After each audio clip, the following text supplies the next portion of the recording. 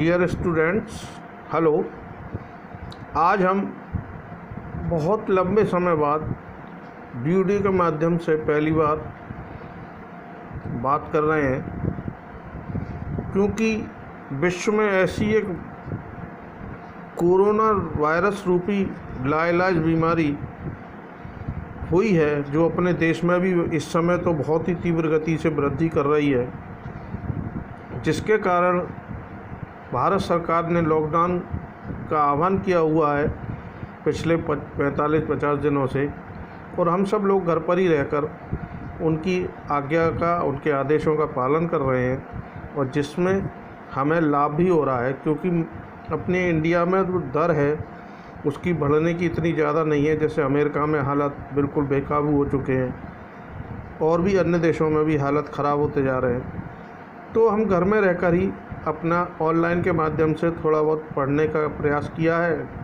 और कर भी रहे हैं, अपने घर में रहकर ही, और अन्य काम भी कर रहे हैं। तो इसी के तहत मैं आपको लिखाने का काम तो लगभग 3 चैप्टर का करा चुका हूँ। आज मैं पहली बार आपको वीडियो के माध्यम से फर्स्ट चैप्टर को समझाने का प्रयास करेंगे। फर्स्ट चैप्टर हमारा है क्रॉप प्रोडक्शन एंड मैनेजमेंट, यानी फसल का उत्पादन और उसका प्रबंधन हम कैसे करेंगे। इस चैप्टर में इसके बारे में आज हम इसको समझेंगे। First of all we discuss crop production and management. What is crop? हम जानते हैं कि हमारा जो देश है वो कृषि प्रधान देश है। यदि अच्छी खेती होती है तो हमारे देश की उन्नति होती है, और किसी भी आपदा, सूखा पड़ने पर या ज़्यादा पानी पड़ने पर तो फसल हमारी बर्बाद हो जाती है, तो हमारे देश की उन्नति में भी बाधाएं आती हैं। What is crop? क्रॉप माने फसल। When plants on the same kind are grown and cultivated at one place on a large scale, it is called a crop. जब हम बड़े स्तर पर एक ही प्रकार की फसल को उगाते हैं एक ही जगह पर, तो हम उसे क्रॉप माने फसल कहते हैं। In India, based on season, there are 2 types of crops. First is Kharif and second is Rabi. Kharif crops, the crops which are grown during the monsoon or rainy season, are called Kharif crop. For example, इसमें हम बता सकते हैं मेज़, बाजरा and cotton crops.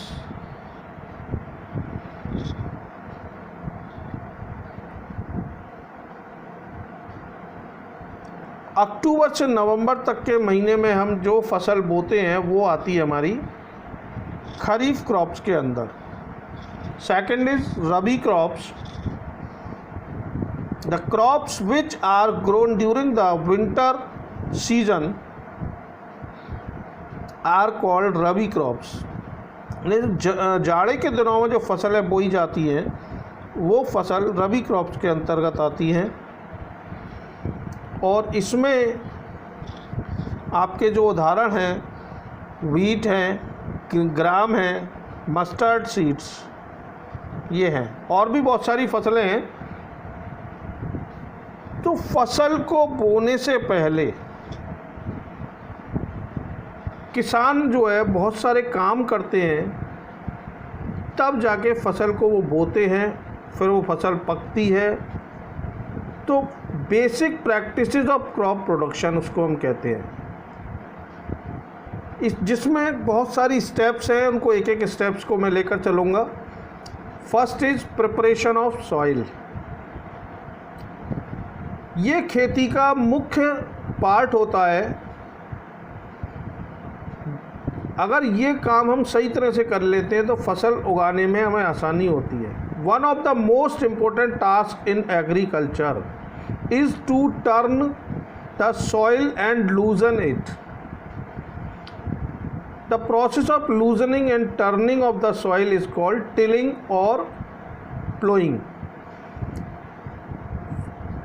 मिट्टी को तैयार करने के में हम सबसे पहले उसको हलों के द्वारा जोतते हैं। पहले के टाइमों में किसान दो बैलों के बीच में हल लगा लेता था और उससे वो उस काम को करते थे। आजकल ये काम मशीनों से भी होने लगे हैं, जिससे कि काम कम समय में जल्दी हो जाता है। पहले खेत को तैयार करने में किसान को बहुत मेहनत करनी पड़ती थी और उसको बहुत टाइम भी लगता था। अब मशीनों के द्वारा इस काम को आसानी से किया जा सकता है। ट्रैक्टर में एक कल्टीवेटर जिसमें बहुत सारे खांचे लगे रहते हैं वो लगा दिया जाता है, जिससे वो मिट्टी को पलटने का काम ट्रैक्टर के पीछे लगा होता है। ट्रैक्टर चलता जाता है, वो जल्दी से जल्दी उसको मिट्टी को पलट देते हैं, जिससे कि मिट्टी जो टाइट हो जाती है वो मुलायम हो जाती है। मुलायम होने से क्या है, इसके अंदर आसानी से पानी पहुंच जाता है, आसानी से इसमें हवा पहुंच जाती है। जब मिट्टी तैयार हो जाती है तो उसके बाद उसमें थोड़ा पानी लगाया जाता है और पानी लगाने के बाद हम इसमें दूसरी स्टेप सोइंग, बीजों को बोने का काम होता है। इसमें बीजों को बोने के लिए हम पहले जो बीज बाज़ार से लाते हैं उन बीजों को सिलेक्शन किया जाता है गुड सीड्स का।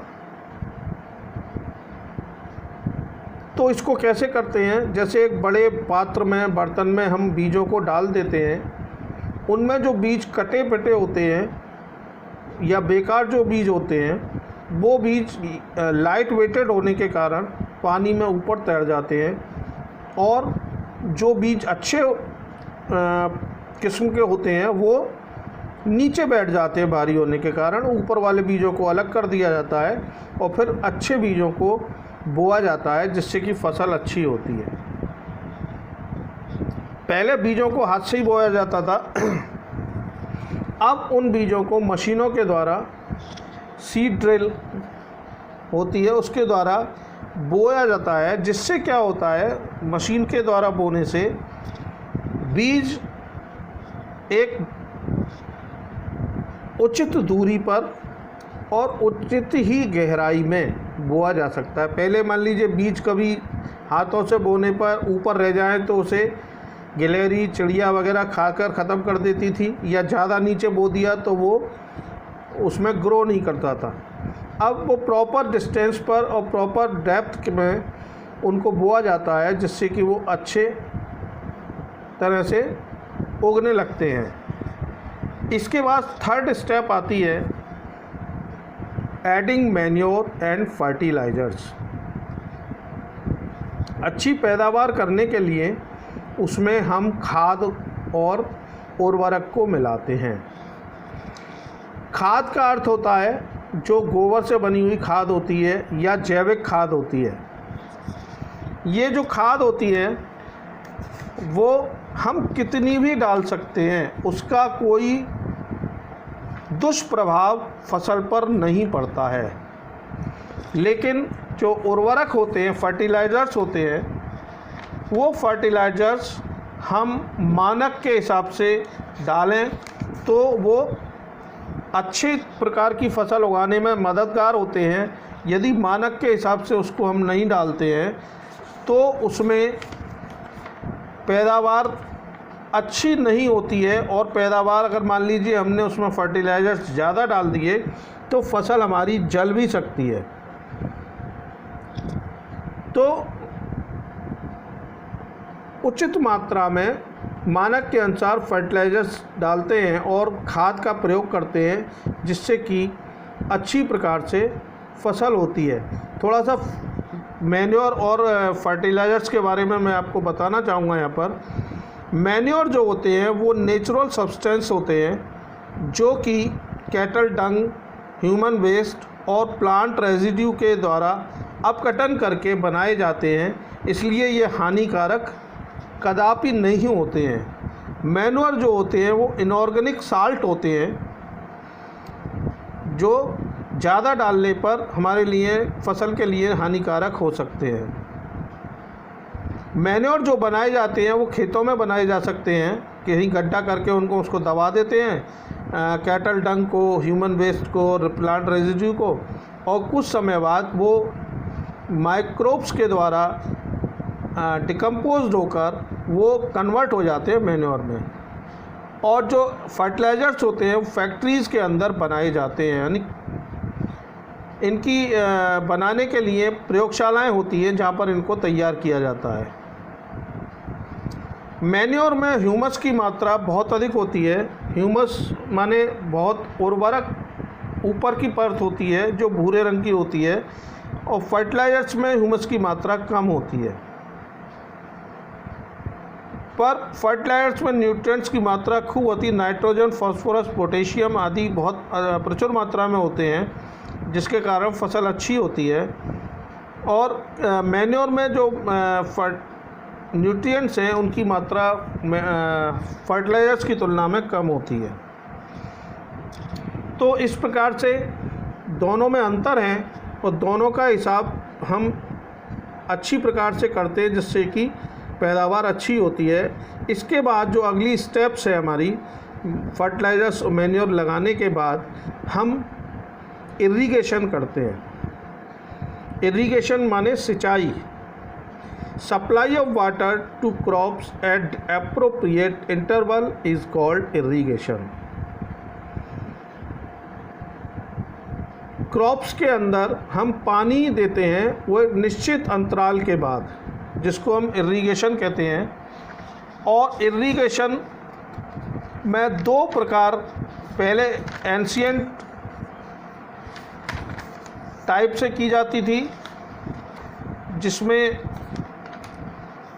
गिरनी का हम उपयोग करते थे, मोटर होती थी, चेन पंप होती थी, ढेकली होती थी, रेट होती थी, ट्रेडिशनल मेथड ऑफ इरिगेशन कहलाते हैं। बट नाउअडेज पानी की बहुत ज़्यादा अधिकता न होने के कारण ऐसे स्थान भी बहुत होते हैं जहाँ की पानी सिंचाई के लिए पूरी तरह उपलब्ध नहीं होता है।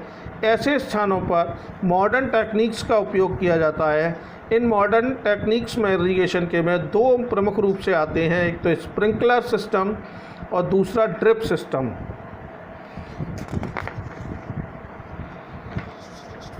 ये ऐसे विधियां हैं दोनों, जिनसे कि कम मात्रा में हम पानी अच्छी प्रकार से लगा सकते हैं। इसमें ज़्यादा पानी की आवश्यकता नहीं होती है। स्प्रिंकलर सिस्टम क्या होता है, इसमें पाइप के ऊपर एक नोजल लगा रहता है और नोजल में छोटे छोटे छेद होते हैं जो कि घूमता रहता है, और घूमने के कारण क्या है, उसमें पानी गोल गोल घूम के, जैसे बारिश होती है उस प्रकार से ड्रॉप्स के रूप में पानी उसमें लगता रहता है, जिससे कि कम पानी पूरे खेत में फैल कर चारों तरफ पौधों को मिलता रहता है, और जिससे पैदावार अच्छी होती है। दूसरा है ड्रिप सिस्टम। इसमें पाइपलाइन होती है, एक मोटी पाइपलाइन जहाँ से पानी आता है, उससे छोटे छोटे पाइप खेत के अंदर बिछा दिए जाते हैं, और उसमें छोटे छोटे पाइपों में छेद होते हैं जो कि पौधे के तने के पास में लगे रहते हैं, और जिसमें थोड़ा थोड़ा पानी उस मेन पाइप में से होता हुआ उन पौधों को मिलता रहता है, जिसके द्वारा फसल अच्छी प्रकार से होती रहती है पानी मिलने के कारण। इसके बाद अगली स्टेप है प्रोडक्शन फ्रॉम वीट। वीट्स क्या होते हैं? वीट्स एक ऐसी खरपतवार होती है जो कि फसल के साथ में उगाते हैं, अन्य पौधे उगाते हैं, और जो फसल के लिए आवश्यक नहीं होते, अनवांटेड ट्रीज़ होते हैं, प्लांट्स होते हैं, जो कि उन मेन प्लांट्स के साथ में कंपटीशन करते हैं और वो वाटर और मिनरल्स को एब्जॉर्ब करते रहते हैं, जिससे कि हमारी जो फसल है उसको पूरी तरह से वाटर मिनरल्स नहीं मिल पाते हैं। तो इस प्रकार के अनवांटेड प्लांट्स को रिमूव करने के लिए हम कुछ केमिकल का यूज़ करते हैं जिन्हें हम वीडीसाइड्स कहते हैं, और इस प्रकार से उनको अलग करने के बाद जब हमारी फसल अच्छी प्रकार से हो जाती है तो उस फसल को पकने का इंतज़ार करते हैं, और जब क्रॉप्स मैच्योर हो जाती हैं और उन मैच्योर क्रॉप्स को हार्वेस्ट किया जाता है। नेक्स्ट स्टेप है हमारी harvesting. Harvesting is the cutting of the mature crops manually और बाय द मशीन्स। पहले हाथों से ही उसको काटा जाता था, अब चूँकि फसल ज़्यादा मात्रा में होती है और ज़्यादा आवश्यकता होती है ड्यू टू लार्ज पॉपुलेशन, तो उस काम को मशीन्स के द्वारा किया जाता है। मशीन के द्वारा काम प्रॉपर भी होता है और जल्दी भी हो जाता है। तो फसल को, जैसे कंबाइन मशीन है, उस फसल को काटा जाता है, और कंबाइन के द्वारा क्या होता है, जैसे गेहूँ होते हैं उसमें भूसा भी होता है और गेहूँ भी होते हैं, तो उनको पहले क्या करते थे, हम मैनुअली उसको अलग करते थे। मैनुअली अलग करने में क्या होता था, उसको पूरे भूसे सहित गेहूँ को उठाकर हम ऊंचाई पर ले जाते थे और वहाँ से गिराते थे, और गिराने पर क्या होता था, भूसा लाइट होने के कारण थोड़ा दूर जाकर गिरता था वहाँ से उड़कर, और गेहूँ नीचे ही गिर जाते थे। इस प्रकार से दो हीप बन जाते थे और वो हीप अलग अलग हो जाते थे। इस प्रकार से हम गेहूँ को भूसे से अलग करते थे। अब मशीनों के द्वारा, कंबाइन के द्वारा इस काम को आसानी से किया जा सकता है। भूसा अलग हो जाता है और फसल अलग हो जाती है। जब फसल कट जाती है तो उसको सबसे बड़ी समस्या आती है रखने की, कि उसको अगर खेत में हम छोड़ देते हैं तो क्या होता है, कभी बारिश हो जाती है तो हमारी जो फसल होती है पकी पकाई, वो फसल गीली हो जाती है और गीली होने के कारण सड़ जाती है। तो इस का जो प्रिपरेशन ऑफ प्रैक्टिसेस है, इनमें लास्ट स्टेप जो है स्टोरेज की है। हम उसको प्रॉपर स्टोर करते हैं। जैसे proper storage of grains is necessary to protect them from pest and micro organisms. जो चूहे हैं या अन्य कीड़े हैं या माइक्रो ऑर्गेनिजम्स हैं जो कि फसल को, पकी हुई फसल को भी बर्बाद करते हैं, उनसे बचा कर रखते हैं हम स्टोर करके। Harvested food grains normally contain more moisture than required for storage. Moisture को उसको निकाल के हम इसको स्टोर कर देते हैं। Large scale of storage of grains is done in silos and granaries. Silos बड़े बड़े बर्तन होते हैं जिनमें कि हम उनको इकट्ठा करके रख देते हैं, या जैसे कोल्ड स्टोरेज होते हैं उनमें हम उनको रैट्स और इंसेक्ट से बचा कर रखते हैं। Farmers store grains in jute bags और मेटालिक बिन्स। तो इस प्रकार से ये हमारी 7 स्टेप्स हैं जिनके द्वारा हम फसल को उगाते हैं। एक बार मैं उन स्टेप्स के नाम आपको दोबारा बता देता हूँ कि उनमें कौन कौन सी है। सबसे first of all we prepare the soil. Soil को प्रिपेयर करते हैं for growing. Second step sowing, बीजों को बोआ जाता है। अच्छी प्रकार के बीजों को निकालकर उनको बोने का काम करते हैं। थर्ड स्टेप है हमारी एडिंग मैन्योर एंड फर्टिलाइजर्स। जब फसल को बो दिया जाता है उसके बाद मैन्योर और फर्टिलाइजर्स का उपयोग किया जाता है फसल को अच्छी करने के लिए। देन फोर्थ स्टेप है हमारी इरिगेशन, सिंचाई की जाती है, उनको पानी दिया जाता है। इसमें मैंने आपको 2 टेक्निक्स बताई थी, ट्रेडिशनल थी। चेन पंप होता है, ढेकली होती है, रहट होती है इनके द्वारा, या nowadays we use modern techniques like sprinkler system and drip system, जो कि हमारे पानी को वेस्ट नहीं होने देते थे। पहले पानी पंप के द्वारा छोड़ दिया जाता था, पूरे खेत में पानी भरने में बहुत पानी वेस्ट होता था।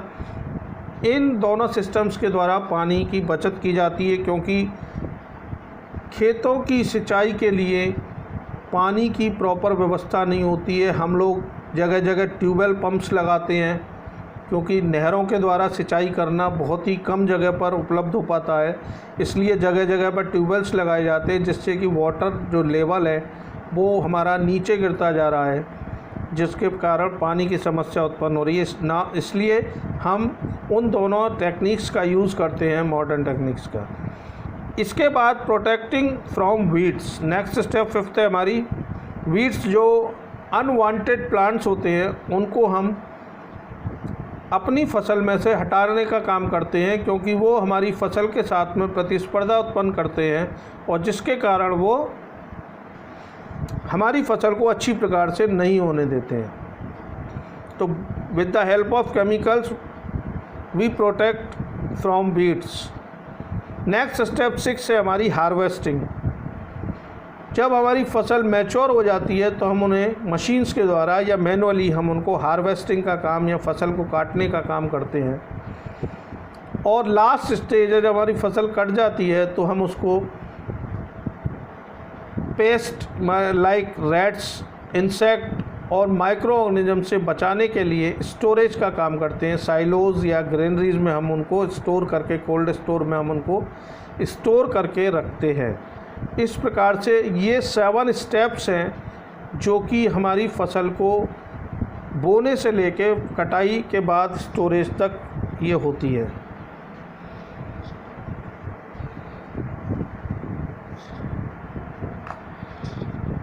इस प्रकार से ये फसल हमारी तैयार हो जाती है और ये फसल को हम स्टोर भी कर सकते हैं। ये 7 स्टेप्स थी और इस 7 स्टेप्स के कंप्लीट हो जाने के बाद ये चैप्टर आपका यहीं कंप्लीट होता है। इसमें एक छोटा सा टॉपिक और है, animal husbandry. Food is also obtained from animals, for which animals are reared. जीव जंतुओं से भी हमें कुछ अपना फूड जो होता है, खाना प्राप्त होता है, जैसे कि दूध हमें गाय और भैंस से प्राप्त होता है। तो इस प्रकार उन फूड्स को प्राप्त करने के लिए जब एनिमल्स को हम पालते हैं तो हम उसको एनिमल हस्बेंड्री कहते हैं। तो ये चैप्टर आपको समझ में आ गया होगा, ऐसा मैं आशा करता हूँ। और इसके अलावा यदि किसी भैया की समझ में चैप्टर में कोई परेशानी आई हो तो वो मुझसे मेरे व्हाट्सएप नंबर पर या मेरे को फ़ोन करके व्यक्तिगत रूप से वो बात कर सकते हैं और अपनी समस्या को हल कर सकते हैं। तो ठीक है दोस्तों, आप अपने घर पर रहकर ही पढ़ाई करिए और अपने गार्जियंस का कहना मानिए, ज़्यादा उद्यम नहीं करना है। और इस कठिन परिस्थिति में हम सबको साथ मिलकर चलना है। इसी के साथ मैं अपनी इस वीडियो को आज समाप्त करता हूं और दूसरे चैप्टर की वीडियो को लेकर मैं आपके समक्ष जल्दी उपलब्ध होऊंगा। धन्यवाद।